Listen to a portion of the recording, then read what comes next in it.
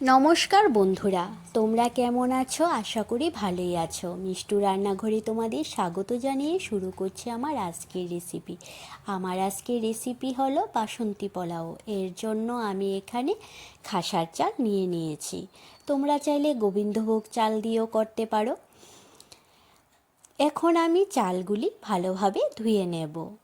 চালগুলি আমি এখানে 3-4 বারের মতন ভালোভাবে ধুয়ে পরিষ্কার করে নিয়েছি। আমি আজ তোমাদের সঙ্গে শেয়ার করব আমি কিভাবে বাসন্তী পোলাও করি। চালটা আমার ধুয়ে জল ঝরানো হয়ে গেছে। এখন আমি একটা থালার মধ্যে চালগুলি ছড়িয়ে দেব, যাতে চালের মধ্যে যে জলটা আছে সেই জলটা শুকিয়ে যায়। চালগুলি আমি ফ্যান চালিয়ে শুকিয়ে নিচ্ছি, তাহলে তাড়াতাড়ি শুকিয়ে যাবে। চালগুলি আমার ছড়ানো হয়ে গেছে। এখন আমি 10 থেকে 15 মিনিট ফ্যানের নিচে রেখে দেব, যাতে চালগুলি ভালোভাবে শুকিয়ে যায়। চালগুলি শুকোতে শুকোতে আমি এদিকে 4টে লঙ্কা আর আদা এগুলি বেটে নেব। আর একটা বাটির মধ্যে আমি নিয়ে নিচ্ছি 3 চামচ ঘি। ঘিটা এখন আমি গরম করে নেব। এখানে আমি 3 চামচের মতন ঘি নিয়েছি। এখন চুলায় বসিয়ে আমি ঘিটা গরম করে নেব। ঘিটা গরম হয়ে যাওয়ার পর এখন আমি এই ঘিটার মধ্যে মিশিয়ে নেব হাফ চামচের ঘি। আর হলুদটা চালের সঙ্গে এমনিও মাখা যায়, কিন্তু ঘিটা গরম করে তারপর এর মধ্যে হলুদটা মিশিয়ে তারপর চালের মধ্যে মাখলে তাহলে ভালো হয়। এখন আমি চালের মধ্যে দিয়ে দিচ্ছি আদা আর কাঁচা লঙ্কা বাটাটা, আর দিয়ে দেব ঘি আর হলুদ।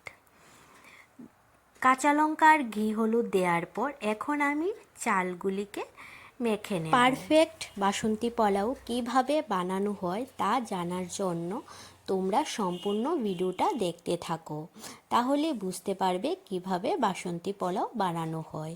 এখানে আমার চালগুলি মাখা হয়ে গেছে। এখন আমি পোলাওটা করে নেব।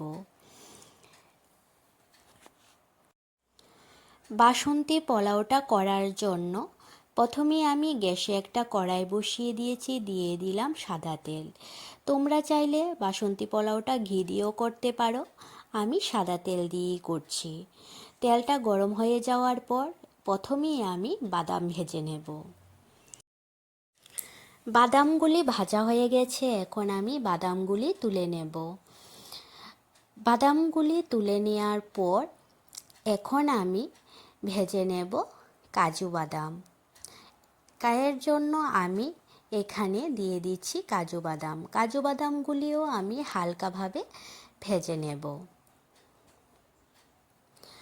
কাজু বাদামগুলি ভাজা হয়ে গেছে, এখন আমি ভেজে নেব কিশমিশ।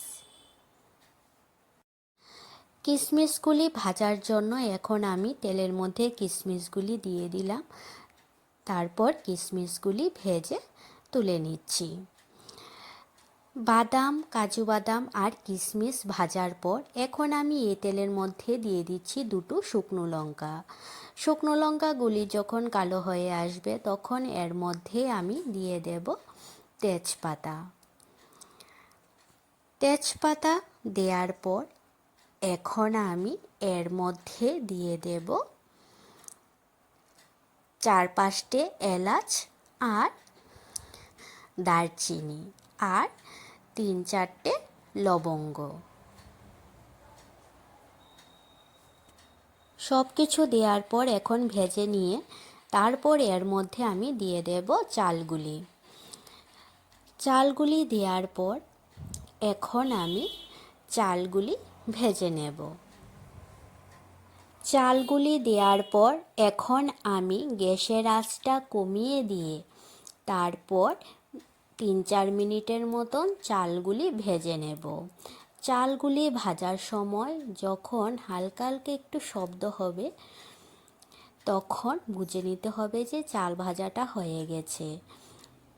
তারপর জল দিয়ে দিতে হবে।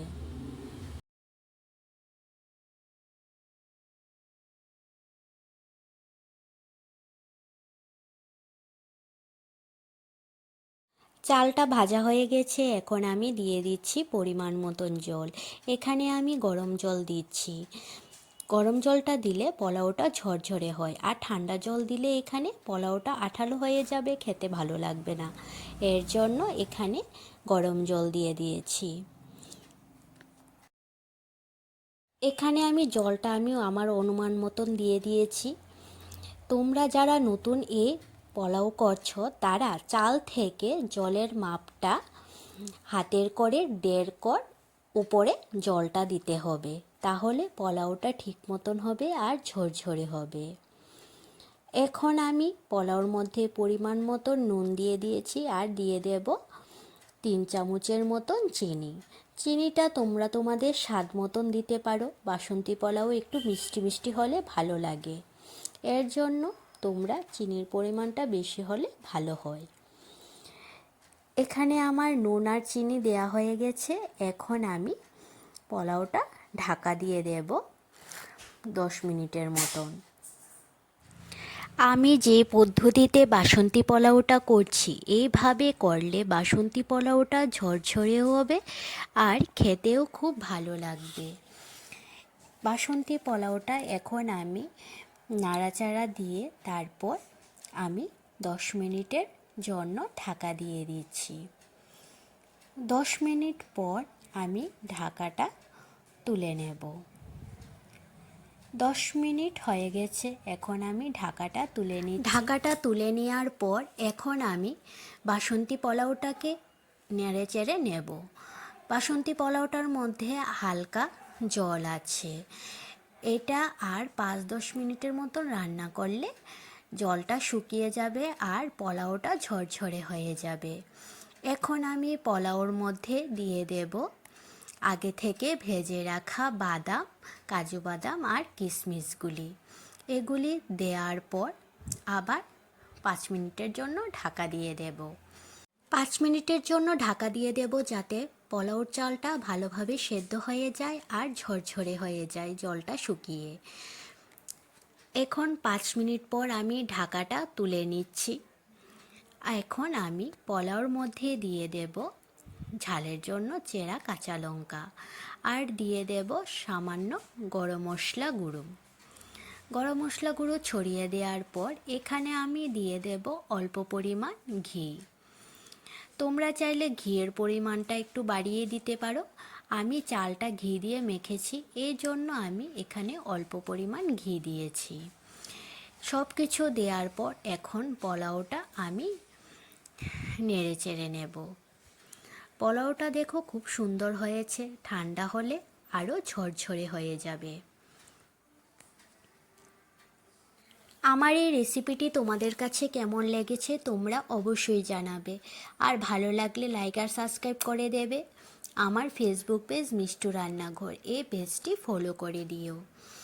পোলাওটা আমার পুরোপুরি রেডি হয়ে গেছে, এখন আমি পোলাওটা থালায় নিয়ে নেব। পোলাওটা আমি থালায় নিয়ে নিচ্ছি। এই পোলাওর সাথে দেখো আর আছে মাংস আর মাছ ভাজা আর মাছের ঝোল। এই হলো আমাদের আজকে দুপুরের খাবার।